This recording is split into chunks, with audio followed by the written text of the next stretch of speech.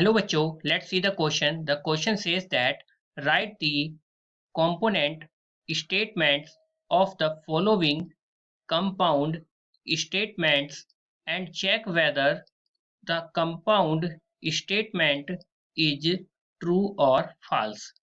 Given is 125 is multiple of 7 और 8. सबसे पहले की कॉन्सेप्ट की बात करते हैं. The key concept of this question is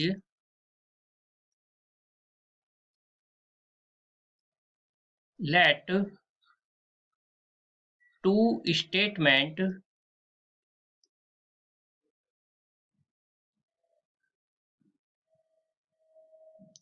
P, Q. ये हमने दो स्टेटमेंट कोई मान लिए और इन दोनों के बीच में और का कॉम्बिनेशन है जिसको डिनोट करते हैं P और Q ऐसे. तो अगर P और Q दो अलग अलग स्टेटमेंट है, अगर दोनों ट्रू हैं तो P और Q की जो वैल्यू होगी तो वो ट्रू होगी या फॉल्स होगी ये बताना है. अगर पहला ट्रू है दूसरा फॉल्स है तो क्या होगा, यदि पहला फॉल्स है दूसरा ट्रू है तो क्या होगा, और यदि दोनों फॉल्स है तो क्या होगा. हमने सारी कंडीशन से ली, इसके अलावा और कोई कंडीशन नहीं हो सकती. तो जो और की कंडीशन होती है उसमें जब सभी के सभी जो है फॉल्स हो तो ही फॉल्स होता है, अदरवाइज हर कंडीशन में ट्रू होता है. तो यानी हर एक कंडीशन में क्या हो जाएगा, ट्रू हो जाएगा. बस जब दोनों फॉल्स है तो ही फॉल्स होगा. एक बात और आपको ध्यान रखनी पड़ेगी, जो मल्टीपल होता है किसी भी नंबर का, वो यहां लिख देता हूं, multiple of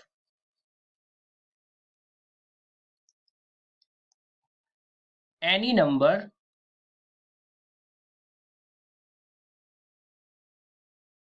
always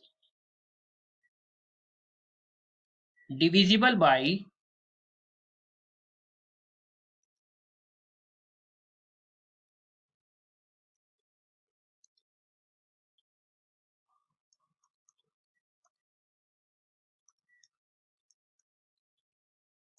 that number.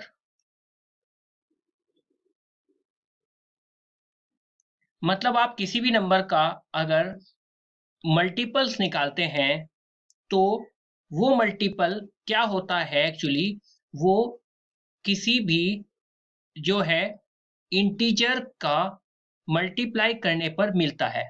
तो इस हिसाब से देखा जाए तो जो भी नंबर आपको मिलेगा वो हमेशा जो है, जो ओरिजिनल नंबर है जिससे आपने मल्टीपल निकाला उससे तो डिविजिबल होगा ही होगा. तो यानी हम बोल सकते हैं कि multiple of any number is always divisible by that number. अब चलते हैं की कॉन्सेप्ट सॉरी अपने क्वेश्चन के सॉल्यूशन की तरफ. क्वेश्चन में आपको गिवन है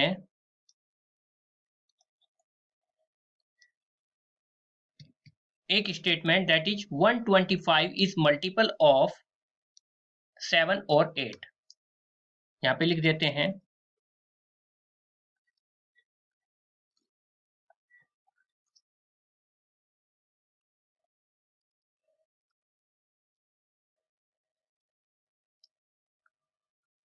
अब यहाँ पर एक चीज हमें बोली गई थी पहले, कंपोनेंट ऑफ स्टेटमेंट निकालो.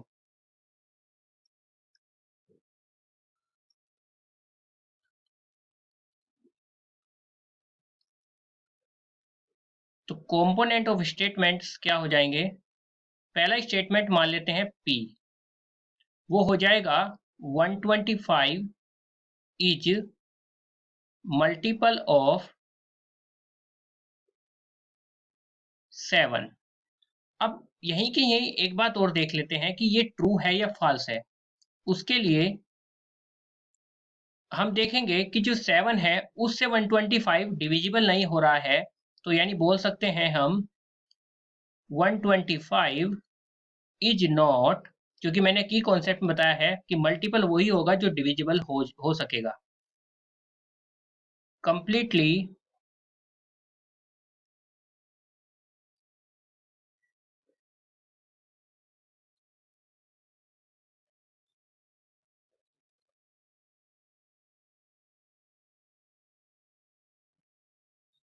डिविजिबल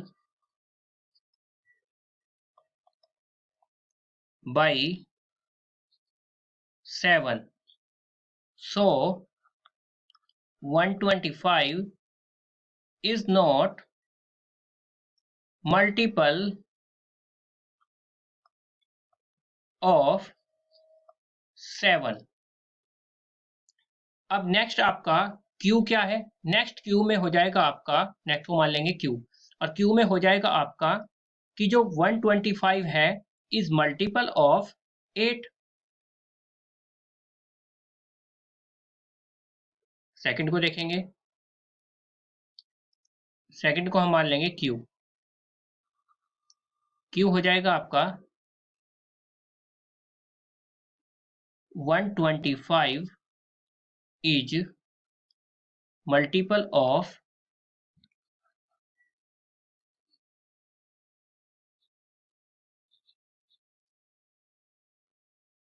8. अच्छा, इस स्टेटमेंट में क्या निकला हमारा कि ये मल्टीपल नहीं है. मल्टीपल नहीं है तो इसका मतलब ये क्या हो गया आपका, पहले वाला फॉल्स हो गया. तो इसको यहाँ पे लिख भी देंगे, क्या हो गया हमारा, ये फॉल्स आ गया. सेकंड को चेक करेंगे तो देखते हैं कि जो 125 है वो कंप्लीटली डिविजिबल नहीं हो रहा है 7 से, नो सॉरी 8 से, नॉट completely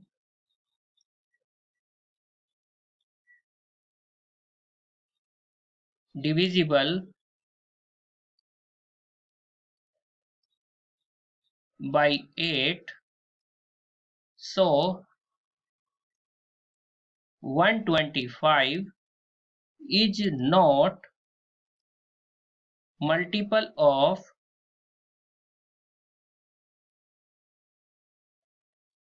8. अब ये भी डिविजिबल नहीं हो रहा है तो ये भी क्या हो जाएगा आपका, फॉल्स हो जाएगा.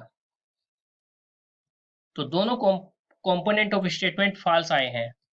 और जैसा कि मैंने आपको बताया था की कॉन्सेप्ट में, जैसे दो स्टेटमेंट P और एक है आपका Q, दोनों के बीच में आप देख सकते हैं, यहाँ पर इंडिकेट भी कर देता हूँ, दोनों का जो कनेक्टिंग है वो और के साथ है. तो यानी कि यहाँ पर P और Q जिसको डिनोट किया जाता है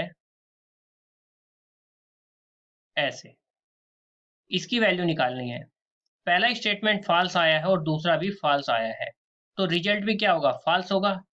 मैंने आपको बताया था कि P और Q उसी कंडीशन में फॉल्स होता है जब दोनों के दोनों फॉल्स हो. तो हमारा जो कंपाउंड स्टेटमेंट हो जाएगा, hence compound statement is false. और यही हमें यहाँ पर निकालना था, तो ये आपका आंसर हो जाएगा. दो चीजें पूछी गई थी, दोनों निकाल दी. The final answer of this question is the component of statements are statement P is 125 is multiple of 7, this is false, and statement Q is 125 is multiple of 8, that is also false. Hence the compound statement is false. Hope you understood it well. Best of luck. Thank you.